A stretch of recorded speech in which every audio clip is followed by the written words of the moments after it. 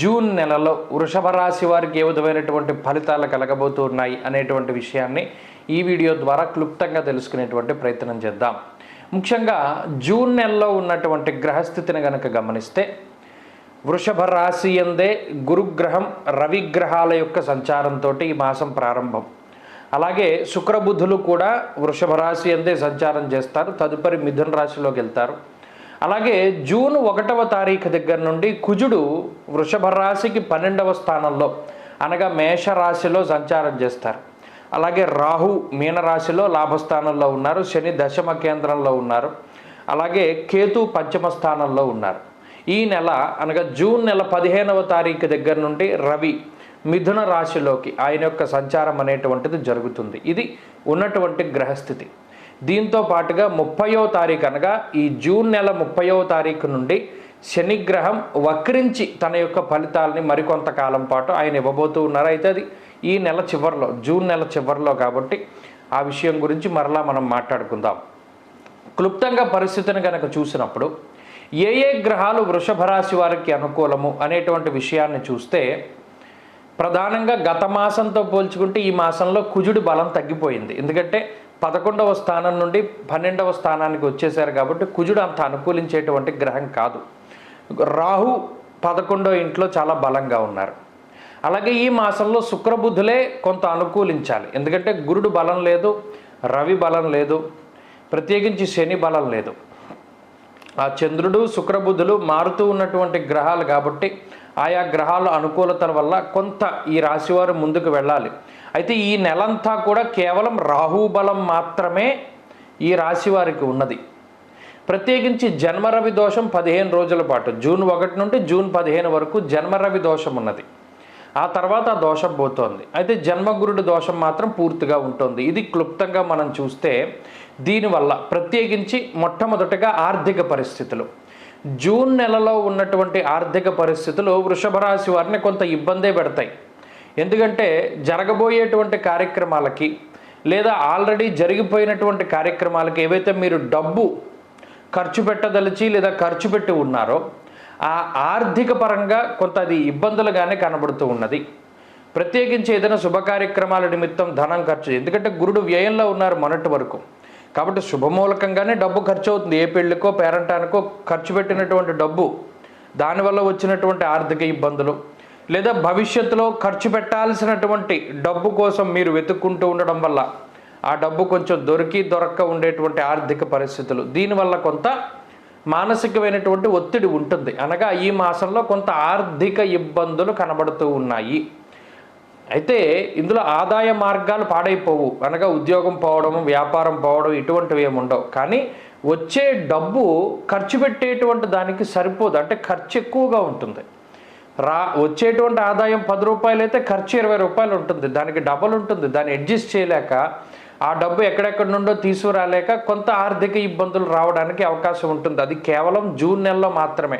అది ఈ వృషభ రాశి వారు దృష్టిలో పెట్టుకోవాలి. కాబట్టి మొట్టమొదటి పాయింట్, ఆర్థిక పరిస్థితులు అయితే కొంత ఒడిదుడుకులుగా కనబడుతూ ఉన్నాయి. కాబట్టి డబ్బు దాచుకుని కొంత ఏదైనా ఖర్చు పెట్టేటప్పుడు చాలా జాగ్రత్త వహించండి. అనవసరమైనటువంటి వాటికి డబ్బు ఖర్చు పెట్టకండి. ఇది మొదటి పాయింట్. ఇక రెండవది ఆరోగ్యపరమైనటువంటి విషయాలు.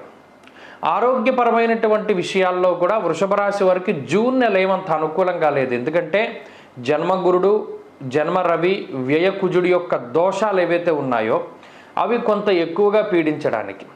ప్రవాసం కార్యహాని స్యాత్, కాసరోగం ప్రపీడనం అన్నది శాస్త్రం. అనగా దేహార్తిచిత్త సంతాప కాలాతిక్రమ భోజనం. ఇక్కడ జన్మగురుడు, జన్మరవి, వ్యయకుజుడు ఈ మూడే ప్రతికూలమైనటువంటి గ్రహాలు. వీటి వల్ల ఉష్ణ సంబంధమైనటువంటి వ్యాధులు, అడపాదడపా దెబ్బలు తగులుతూ ఉండడం, ఎండ వేడిమి వల్ల చర్మ సంబంధమైనటువంటి సమస్యలు రావడం, అలాగే ఆరోగ్యపరంగా ఏదో ఒకటి ఎప్పుడొకప్పుడు ఇబ్బంది పెడుతూ ఉండడం, దానివల్ల దినచర్యలో మార్పులు రావడం, అలాగే పదునైనటువంటి అలాగే వేడిగా ఉన్నటువంటి సూదిగా ఉన్నటువంటి వస్తువులు అవి గుచ్చుకోవడం ద్వారా శరీరానికి గాయాలు తగులుతూ ఉండడం, బండి నడిపేటప్పుడో లేకపోతే ఇంకోటి నడిపేటప్పుడో దెబ్బలు తగులుతూ ఉండడం, ఇటువంటివి ఇవి ఆరోగ్యపరంగా ఇబ్బంది పెట్టడానికి అవకాశం. అలాగే ఆరోగ్యము ఆర్థిక పరిస్థితులు, ఇక కుటుంబపరమైనటువంటి విషయాలను కనుక పరిశీలన చేస్తే అవి సాధారణంగానే ఉన్నాయి. మీకు ప్రత్యేకించి కోపం పెరుగుతూ ఉంటుంది. మీరు చెప్పినటువంటి విధానంలో కుటుంబ సభ్యులు లేరని, లేదా మీరు చెప్పిన దానికి వాళ్ళు వ్యతిరేకంగా ప్రవర్తిస్తున్నారని, ఇలా మీకు వారి మీద కోపం పెరుగుతూ ఉంటుంది తప్పితే కుటుంబ సభ్యులకి మీ మీద ఏ విధమైన కోపం ఉండదు. కాబట్టి అది మీరు కొంత కోపాన్ని తగ్గించుకుంటే వారు మీకు అనుకూలంగానే ఉంటారు. ఇక 4వది ఉద్యోగానికి సంబంధించినటువంటి విషయం. ఉద్యోగపరమైనటువంటి విషయాలను కనుక పరిశీలన చేస్తే ఉద్యోగంలో ఒత్తిడి అధికంగా ఉంటుంది. ప్రత్యేకించి మీకు సెలవు కావాల్సినటువంటి రోజునే ఎక్కువ పని ఉంటుంది. కాబట్టి మీరు వాళ్ళని సెలవు అడగలేరు, పోనీ అడుగుదామన్నా వాళ్ళు ఇచ్చే పరిస్థితులు ఉండవు. ఇలా ఉద్యోగపరమైనటువంటి ఒత్తిడి మాత్రం కొంత అధికంగా ఉంటుంది. ఉద్యోగంలో కొన్ని ఒడిదుడుకులు ఈ మాసంలో ప్రత్యేకించి ఉన్నాయి. అయితే ఇప్పుడు మనం చెప్పినటువంటి వాటి వల్ల ఏది ఇబ్బంది రాదు. రాహు లాభంలో ఉన్నంత కాలము ఈ సమస్యలన్నిటి నుండి కూడా మిమ్మల్ని ఆయన దాటించేస్తాడు. కాకపోతే ఈ సమస్యలు వస్తాయి అని మీరు దృష్టిలో పెట్టుకోవాలి. దృష్టిలో పెట్టుకుంటే ఇవి వచ్చాయి, మన గ్రహస్థితి వల్లే వచ్చాయి కాబట్టి తప్పిపోతాయి అని మీకు తెలుస్తుంది. ఇక వ్యాపార సంబంధమైనటువంటి విషయాలు కొంత మిశ్రమంగానే గోచరిస్తూ ఉన్నాయి. అయితే ఈ కాలం కొత్తగా వ్యాపారం పెట్టడానికి అంత కలిసి వచ్చేటువంటి కాలం కాదు కాబట్టి అది కూడా దృష్టిలో పెట్టుకోవాలి. ఇక విద్యార్థులకు ఉండేటువంటి పరిస్థితులు మిశ్రమంగా గోచరిస్తూ ఉన్నాయి. ఇది అంత అనుకూలమైనటువంటి పరిస్థితి కాదు. మరీ ముఖ్యంగా ఆరోగ్యాన్ని ఇబ్బంది పెడుతుంది, ఏకాగ్రతని నాశనం చేస్తుంది. కాబట్టి గురువుల యొక్క అనుగ్రహం అవసరం. ఇక స్త్రీలకు ప్రత్యేకించి ఇవే రకమైనటువంటి ఫలితాలు కూడా అన్వయం అవ్వడానికి అవకాశం ఉన్నది. స్త్రీలలో కూడా కించిత్ ఆరోగ్యపరమైనటువంటి సమస్యలు, ఎవరైతే ఉద్యోగ వ్యాపారాలు చేస్తూ ఉన్నారో వారికి కొన్ని ఇబ్బందులు ఈ మాసంలోనే, ఇది ఈ నెలకే పరిమితం కాబట్టి వాటిలో ఎక్కువగా కనబడుతూ ఉన్నాయి. కొంత జాగ్రత్తలు తీసుకోవాలి. ఇక ప్రత్యేకించి వ్యవసాయం చేసేటువంటి వారు, భూమిని నమ్ముకొని జీవనాన్ని సాగించేటువంటి వారు ఎవరైతే ఉన్నారో వారికి కొంత నష్టం వాటిల్లడానికి అవకాశం ఉంటుంది. కాబట్టి ఈ విషయం పట్ల కూడా చాలా జాగ్రత్తగా ఉండాలి. ప్రత్యేకించి ఈ మాసంలో రాహు బలం మీద మాత్రమే ముందుకు వెళుతున్నారు. ఎన్ని సమస్యల వలయాల్లో మీరు చిక్కుకున్నా రాహు మాత్రం బలంగా ఉంటారు. ప్రత్యేకించి ఈ మాసంలో ఆచరించవలసినటువంటి పరిహారాలను కనుక చూస్తే అటు జన్మ రవి దోషము, వ్యయకుజుని దోషము, జన్మ గురుని దోషం ఉంది. కాబట్టి ఇంక వారంలో అన్ని రోజులు మీరు చేయలేరు. ఏదో ఒక రోజుని తీసుకోండి. గురువారం చేస్తారా, ఆదివారం చేస్తారా, మంగళవారం చేస్తారా, ఏదో ఒక రోజు. గురువారం చేస్తే దక్షిణామూర్తి స్తోత్ర పారాయణ, గురువారం నాడు శివాలయానికి వెళ్ళి దీపం పెట్టడం, శనగలు దానం చేయడం, అరటిపళ్ళు దానం చేయడం. లేదు మంగళవారాలు చేస్తే ఎర్రటి పళ్ళు దానం చేయడం, సిద్ధమంగళా స్తోత్రాన్ని పఠిస్తూ ఉండడం, సుబ్రహ్మణ్యారాధన, అభిషేకం ఇత్యాదులు జరిపించుకుంటూ ఉండడం, ఒంటిపూట భోజనం.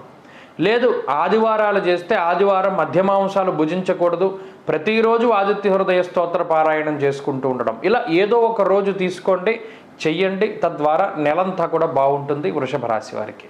స్వస్తి.